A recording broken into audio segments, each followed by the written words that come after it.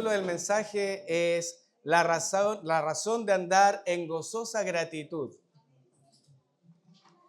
La razón de andar en gozosa gratitud. Y eso está enmarcado en los versículos del 12 al 14 del capítulo 1 de Colosenses. Entonces, para poder tener un contexto general, vamos a leer nuevamente desde el versículo 9 en adelante. Así que vamos a dar lectura en el nombre del Señor.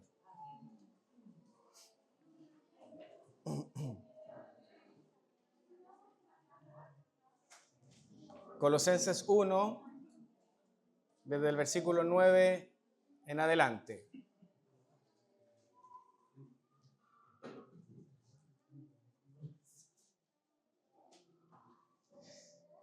Si la encontramos, damos lectura en el nombre del Señor. Dice así: por lo cual, también nosotros, desde el día que lo oímos, no cesamos de orar por vosotros y de pedir que seáis llenos del conocimiento de su voluntad en toda sabiduría e inteligencia espiritual, para que andéis como es digno del Señor, agradándole en todo, llevando fruto en toda buena obra y creciendo en el conocimiento de Dios, fortalecidos con todo poder conforme a la potencia de su gloria, para toda paciencia y longanimidad, con gozo dando gracias al Padre, que nos hizo aptos para participar de la herencia de los santos en luz, el cual nos ha librado de la potestad de las tinieblas y trasladado al reino de su amado Hijo, en quien tenemos redención por su sangre, el perdón de pecados. Vamos a dar gracias al Señor por el mensaje que tenemos en esta mañana. Amado Dios, te damos gracias por tu amor y tu misericordia, por la posibilidad de compartir esta mañana el mensaje de tu palabra. Te damos gracias, Señor, porque podemos escudriñar y aprender de ella. Y hoy día podemos presentarnos delante de ti con un corazón enseñable, dispuesto para poder aprender de ella, Señor. Pedimos que tú bendigas cada corazón, cada hermano que ha podido llegar hasta este lugar para poder avanzar en el conocimiento de tu palabra. Bendícenos, Padre, en el nombre de Jesús. Amén y amén. Bueno, como manera de introducción, el pastor Josías Grauman cuenta una historia en su sermón y que me gustaría compartirles. En el año 1925, uno de los inviernos más fríos de Norteamérica, ocurre un brote de una enfermedad infectocontagiosa llamada difteria en una de las ciudades de Alaska. Es una enfermedad que puede producir la muerte, especialmente en los niños. Para esa época ya existía la antitoxina, ¿cierto? Y la ciudad, que estaba compuesta por aproximadamente 10.000 personas, no había la suficiente cantidad de medicamento para poder combatir esta enfermedad. Y el único médico del pueblo, estimaba que habría una mortalidad de aproximadamente el 100% de la población si no recibía el tratamiento oportuno, y por lo tanto decidió dejar a la población de la ciudad en cuarentena. Usted comprenderá que en Alaska, en el invierno, está todo congelado, y la forma en la cual se podría llevar la ayuda para esas personas no era fácil. Los barcos no podían pasar, los aviones no podían volar, por lo tanto había una distancia aproximadamente de 1.000 kilómetros que cubrir para trasladar las dosis de esa antitoxina hasta el pueblito que estaba aislado.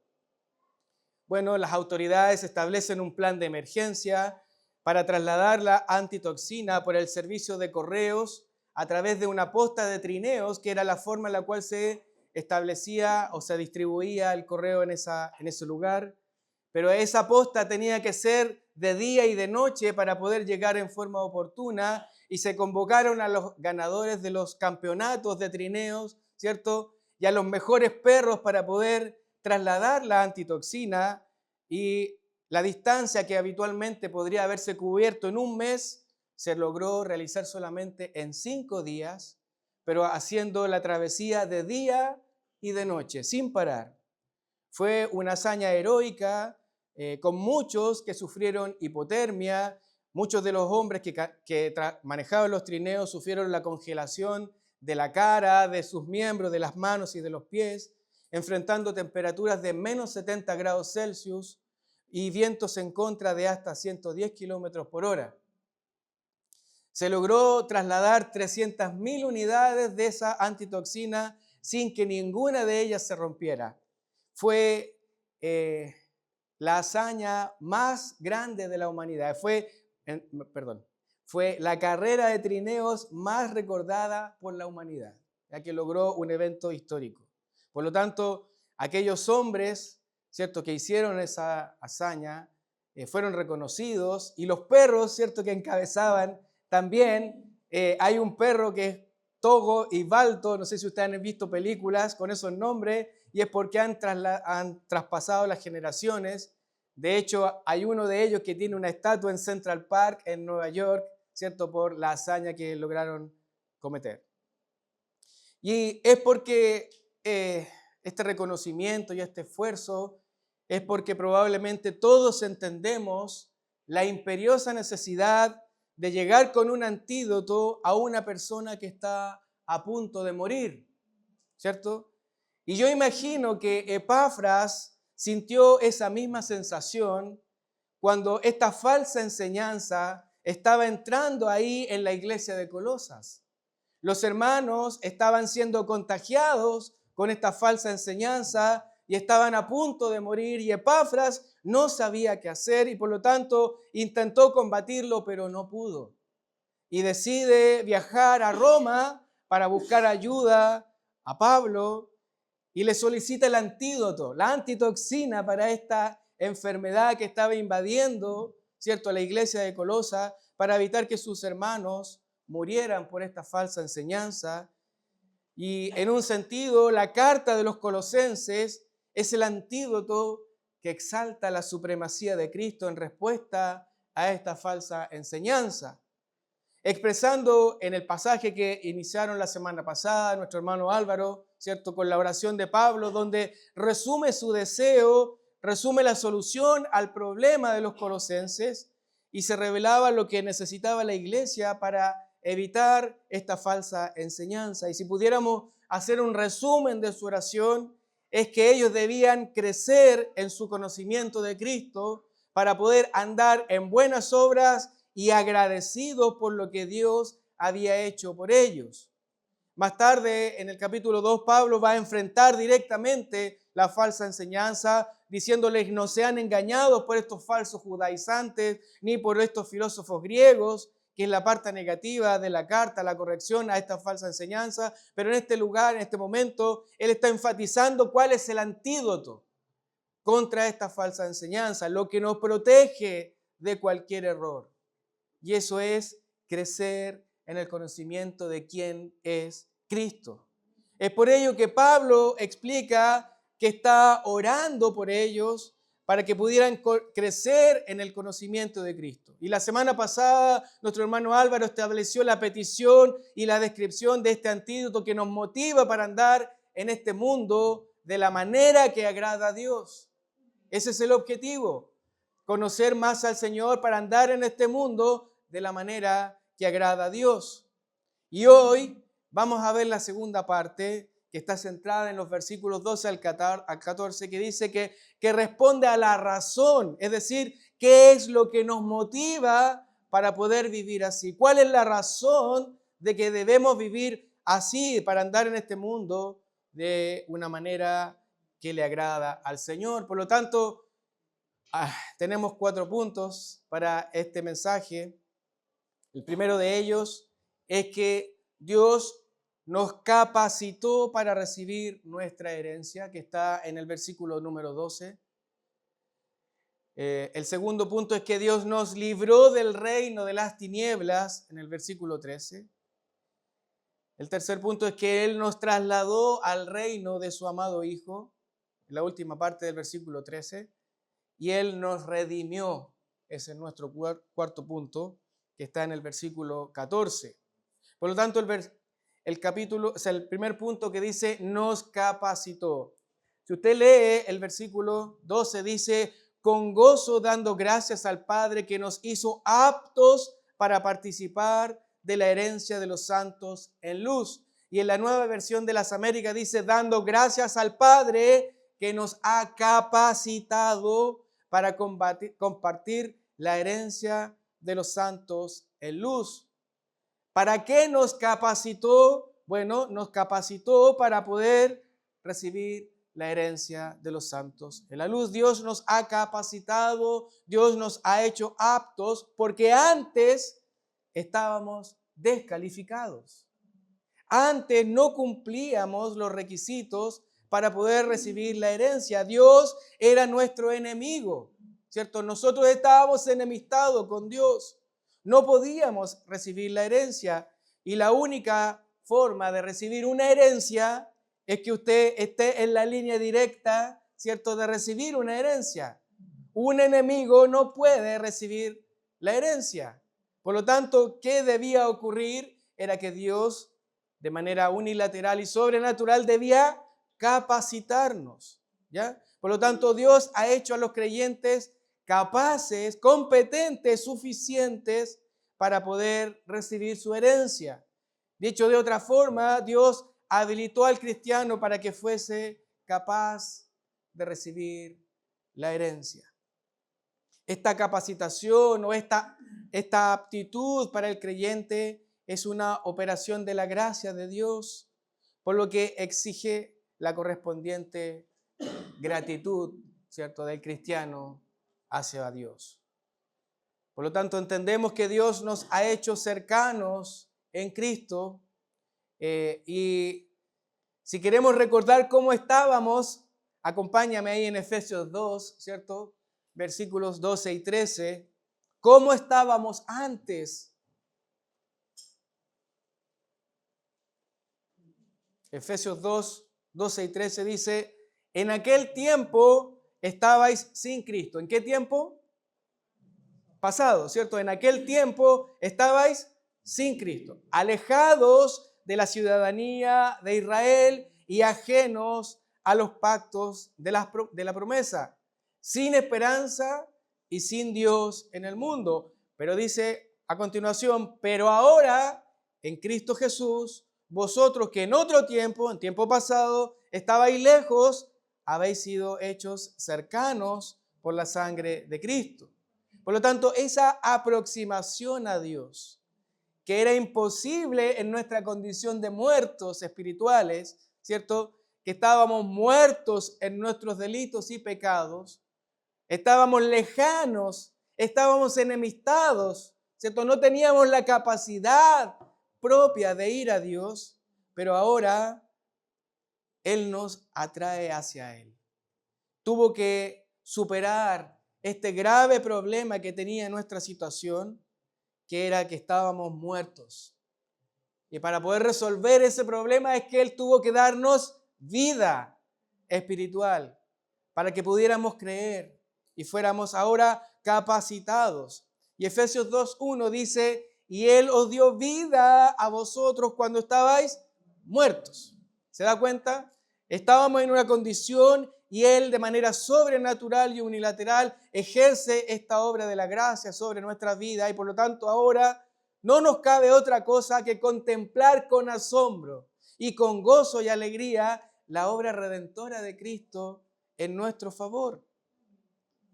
No solo éramos incapaces, sino que estábamos condenados, ya que por el pecado éramos hijos de la ira, ¿cierto? ¿De qué ira? De la ira de Dios, ¿ya? Por lo tanto, hermano, mira, contempla por un minuto cuál era tu herencia. Tu herencia era la ira de Dios. Esa era tu herencia. Eras depositario de toda la ira de Dios.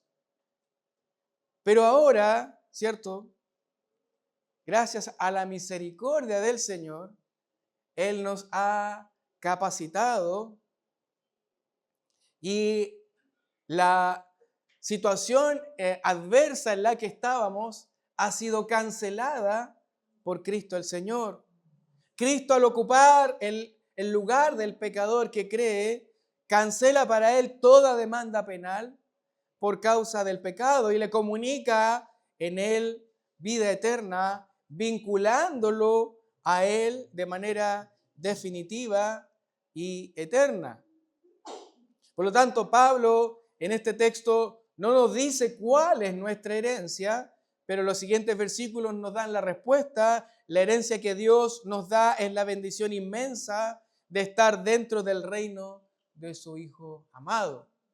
No es una herencia económica, no es un poco de plata que te la vas a gastar y se va a ir como entre medio de tus dedos. Es una herencia eterna. Es una herencia que no se desvanece. Nuestra herencia es infinita, jamás se termina. Porque es reinar juntamente con Cristo por toda la eternidad. Esa es nuestra herencia. La manera de cómo nos capacitó, la manera de cómo nos calificó para recibir nuestra herencia está en el versículo 14, que es la redención de nuestros pecados. Por lo tanto, nos queda tan solo considerar algo más acerca de esta herencia. Si tú piensas por un minuto, el mismo término herencia tiene que ver con una acción de la gracia. La herencia no se adquiere. Tú no puedes comprar una herencia, ¿cierto? La herencia es un don. La herencia es un regalo. Usted habitualmente no trabaja por una herencia, solo la recibe. ¿Te das cuenta que la herencia tiene que ver con todo lo que el creyente tiene, tanto en el presente como en el futuro, y que corresponde al don de su salvación? Toda nuestra herencia se debe a que estamos en Cristo. Si tú estuvieras separada de Cristo, estarías en el otro lado, en la otra herencia, en la que tenías antes. Pero ahora que estás en Cristo, eres coheredero con Él. Fíjate en Hebreos 1:2, ¿qué es lo que nos dice Hebreos 1:2?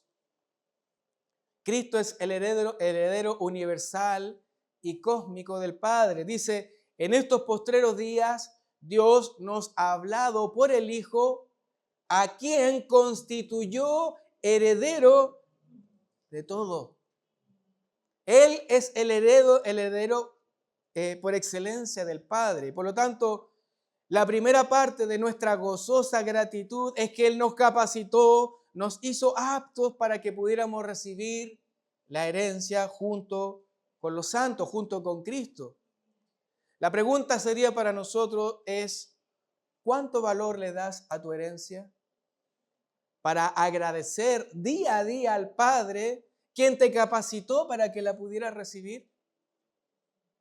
Porque pareciera que algo que se recibe y no se logra cuantificar, no se valora de la forma en la que se debiera. ¿Estás consciente de lo que recibiste? ¿Sabes lo que tienes entre tus manos?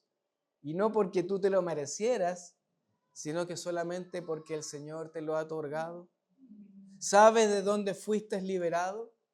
Bueno, eso nos lleva al segundo punto, que dice que Él nos libró del reino de las tinieblas, y es la segunda obra que Dios hace para motivarnos, para darle gracias a Él. El versículo 13 dice, el cual nos ha librado de la potestad de las tinieblas. Librado viene de un término que significa traer hacia sí mismo o rescatar. Por lo tanto, cuando Él dice que nos libró del reino de las tinieblas, nos libró de la autoridad, nos libró de la potestad, nos libró del dominio de las tinieblas. Antes éramos esclavos, antes éramos enemigos de Dios. Mira ahí en Romanos 5, 9, 10, voy a leer la Nueva Versión de las Américas que dice, entonces mucho más, habiendo sido ahora justificados por su sangre, seremos salvos de la ira de Dios por medio de Él. Porque si cuando éramos enemigos fuimos reconciliados con Dios por la muerte de su Hijo, mucho más, habiendo sido reconciliados, seremos salvos por su vida. Por tanto, la capacitación para disfrutar de la herencia lleva aparejada la redención del pecador. Y el sujeto de la acción es el mismo que veíamos en el versículo anterior. Él es el Padre. El Padre es quien nos capacita y el Padre es quien nos libra. ¿Ya? Hebreos 2:14, si usted lo lee conmigo, dice, Hebreos 2:14,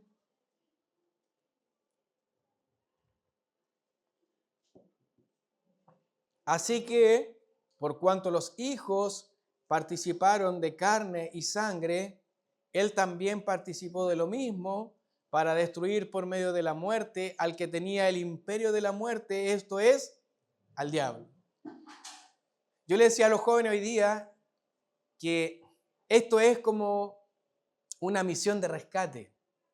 Es como cuando usted ve en las películas, ¿cierto? Cuando hay una guerra y una batalla donde hay dos que se cruzan, ¿cierto? Y hay uno que traspasa las líneas enemigas, ¿cierto? Y va tras las líneas enemigas y rescata a ese soldado que había sido capturado, ¿cierto? La diferencia es que el que fue rescatado no era un soldado amigo, sino que era un enemigo. Ese eras tú, disparando contra Dios. Y Dios traspasó las líneas enemigas para rescatarte del reino de Satanás y nos trajo hacia Él a través del nuevo nacimiento. Dios nos rescata en un proceso, Dios no nos rescata en un proceso o de una manera progresiva. Tan pronto pusimos nuestra fe en Cristo, es que fuimos rescatados. Segunda de Corintios 5:17 dice, de modo que si alguno está en Cristo, nueva criatura es. Las cosas viejas pasaron. He aquí todas son hechas nuevas. Por lo tanto, la pregunta lógica para nosotros hoy día es si Dios nos rescató, ¿cómo podremos seguir viviendo en el pecado? Si Él te rescató del reino de las tinieblas, Él fue tras las líneas enemigas para rescatarte, ¿cómo es que podemos seguir viviendo en el pecado? Romanos 6:1-2 dice, ¿qué pues diremos? ¿Perseveraremos en el pecado para que la gracia abunde? En ninguna manera, dice el apóstol Pablo, porque los que hemos muerto al pecado, ¿cómo viviremos aún en él? Y en Romanos 6:11 dice, así también vosotros consideraos muertos al pecado, pero vivos para Dios en Cristo Jesús, Señor nuestro. Es como si persistiéramos en el pecado, es como si alguien hubiese sido rescatado de una vida, por ejemplo, de drogadicción, ¿cierto? Sacado de esos antros malolientes donde el hedor del pecado sale por sus poros, bañado, perfumado, vestido ahora con sana doctrina, pero que vuelve a ese lugar. No es lógico, ¿cierto? Pero para algunos nada de eso importa. Vuelven a ese lugar putrefacto, a ese lugar de desobediencia y de rebeldía a la voluntad de Dios. ¿Podrá alguien entender ese tipo de corazón rebelde? Mira, Hebreos 10 dice, versículo 28-29 dice, el que viola la ley de Moisés por el testimonio de 2 o 3 testigos, muere irremisiblemente.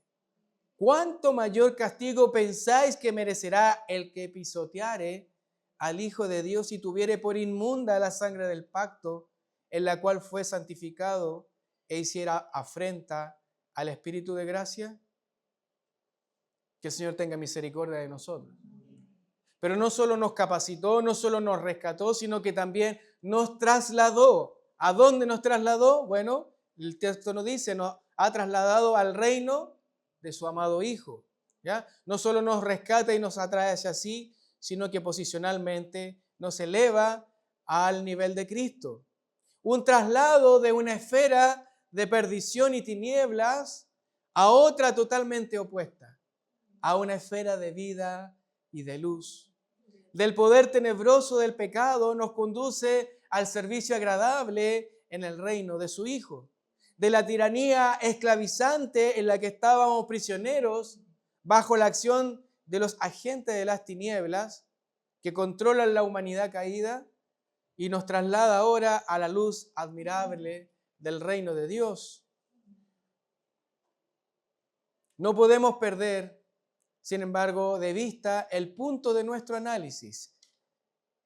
¿Cuál es nuestro punto? La maravillosa redención de Cristo debe ser la razón por la que vivimos en gozosa gratitud, con el motivo de agradarle en todo. Ese es el antídoto de cualquier falsedad, porque si tu mente está enfocada, ¿cierto?, en la increíble obra de Dios, en la obra de Cristo, ¿cierto?, cuando la estudiábamos secuencialmente en fundamentos de la fe, entendiendo que tenemos una herencia con Cristo al librarnos de esa esclavitud, ahora, por lo tanto, estarás motivado para crecer más en Él y para vivir continuamente, para agradarle a Él.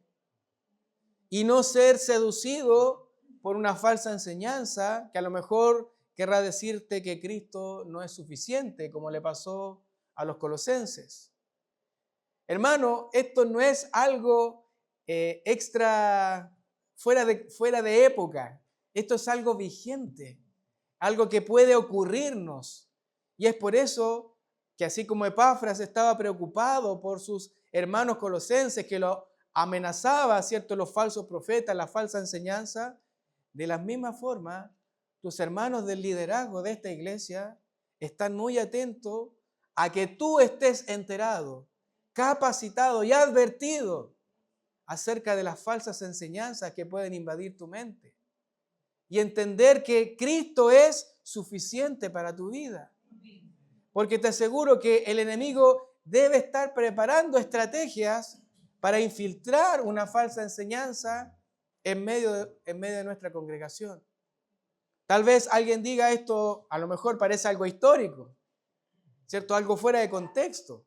Era para ellos, no es para nosotros. Mi hermano, esta es la misma estrategia que ocupa Satanás, el diablo, desde el Edén hasta ahora. Es torcer la verdad y cambiarla por una mentira. Por lo tanto, tenemos que estar atentos. Sin embargo, si tú realmente sabes quién es Cristo y lo que ha hecho por ti, te vas a reír de los que vengan con falsa enseñanza, porque vas a reconocer y decir, yo soy un hijo comprado con la sangre de Cristo. Nada más es necesario para poder ser aceptado delante de Dios. Yo soy acepto en el amado, soy completo en Él, no necesito nada más. Y el cuarto y último punto es que Él nos redimió. El versículo 14 dice, en quien tenemos redención por su sangre, el perdón de pecados. Dice, en quien se refiere al Hijo amado, tenemos redención en Cristo. Y el término redención significa rescatar mediante un pago. Por lo tanto, aquí está enfatizado el pago. ¿Cómo es que Dios nos rescató? Bueno, nos rescató por el precio de la sangre de su Hijo. Fuimos librados, pero esto tenía un costo. Y acá en la oración de Pablo no nos dice cómo fue que se realizó nuestro rescate, pero más tarde en el versículo 20 del mismo capítulo él lo aclara y dice, y por medio de él reconciliar consigo todas las cosas, así las que están en la tierra como las que están en los cielos, haciendo la paz mediante la sangre de su cruz.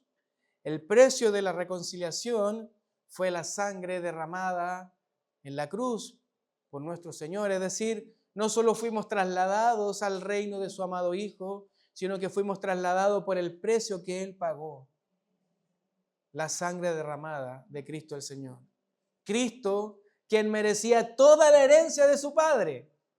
La herencia era de Él, ¿cierto? No era nuestra. Merecía el cielo, el gozo, y en vez de aferrarse a lo que tenía, se fue tras líneas enemigas para rescatar no a sus amigos, sino que a sus enemigos. De esas llagas malolientes, de ese olor a pecado que era nauseabundo para el Padre, Él fue y nos rescató y nos capacitó, nos hizo aptos. Por eso Él pagó la deuda derramando su sangre por nosotros. Y ahora, después de perdonarnos, nos comparte la herencia de su Padre. ¿No te da gozo saber, cierto, que fuiste calificado para recibir la herencia del Padre? ¿No te hace sentir completo eso en Cristo el Señor? Pablo termina su frase en el versículo 14, el perdón de pecados, y no dice solo algunos pecados, ¿cierto? Todos los pecados, los pasados, los presentes y aún los futuros. Pablo explica en el versículo 22 del mismo capítulo que nos va a presentar delante de su Padre santos y sin manchas e irreprensibles, ¿cierto? Por tanto, ¿qué más necesitamos para ser aceptos delante de Dios? ¿Necesitas algo más para ser aceptado por el Padre? Nada, Él ya lo hizo todo. Y ese es el Evangelio, mi hermano. Ese es el Evangelio, el cual es simple, pero al tener mayor conocimiento de Él, nos podemos quedar asombrados y maravillados de la obra que Él ha hecho. Estuvimos lejos de Dios, lejos de sus promesas, pero a Él ahora nos califica para recibir su herencia. Nos sacó del dominio de Satanás, nos puso en el reino de Cristo y perdona todos nuestros pecados. Qué buenas noticias, ¿cierto? Qué buenas razones para andar como es digno del Señor y agradarle en todo. No debemos olvidar el rol crítico de la oración que establecía nuestro hermano Álvaro la semana pasada y aprender del ejemplo de Pablo, ¿cierto? De orar los unos por los otros. Un cristiano puede vivir ignorante de estas realidades, que pese a ser ciertas, puede vivir a lo mejor sin pensar en ellas. Un cristiano puede tener acceso a toda la potencia del Dios glorioso y a lo mejor vivir una vida como si Él no tuviera ese poder porque no piensa en lo que es Dios para su vida. Un cristiano puede recibir el perdón de sus pecados, pero vivir de manera ansiosa. Por tanto, ¿cuál es el énfasis? Orar para que Dios nos ayude a vivir a la luz de esas verdades de manera digna. No seamos cristianos ignorantes, sino que saber qué es lo que Dios ha hecho por nosotros y darle el valor que eso significa. La iglesia en Colosa estaba siendo amenazada por falsedad de manera seria. Y Epafras temía que la mortandad podía ser grande. Viaja a Roma para buscar el antídoto. Y Pablo escribe su carta. Y la manda con el hermano Tíquico. Tal vez Tíquico no tenía esos perros de trineos, ¿cierto? Pero sí trasladaba la antitoxina correcta. La receta que los protegería de la falsedad. La prescripción era una dosis fuerte de la suficiencia y de la supremacía de Cristo. Pablo ora pidiendo que pudieran conocer más de la voluntad de Dios y andar en ella. Describe la vida que agrada a Dios, dar fruto, ¿cierto? Como decía la lección de la semana pasada, crecer en su conocimiento, siendo fortalecidos para vivir en gozosa gratitud. Y hoy nos describe la razón de vivir una vida que agrada a Dios. Dios nos dio una herencia, Dios nos rescató y nos trasladó al reino de su Hijo y nos redimió perdonando todos nuestros pecados. Nadie debería quedar impávido ante tal maravillosa obra expresada en la dulzura del Evangelio. Y si alguien hoy aún se siente cautivo, ¿cierto? Pero ha oído la voz del Señor, le podemos decir, no temas. Él traspasará las líneas para rescatarte, para traerte al lugar más seguro. No pienses a lo mejor que no lo mereces, porque mira a tu alrededor. Ninguno lo merecía. Fue solo por gracia, solo por la obra de Cristo, que nos capacitó para recibir la herencia. Y mi hermano, no te resistas porque Él lo hará todo. Solo debes contemplar y agradecer. Y ahora que tú sabes que has sido rescatado, lo que nos resta es que debamos obedecerle al Señor. Que el Señor bendiga su palabra. Vamos a orar para dar gracias al Señor.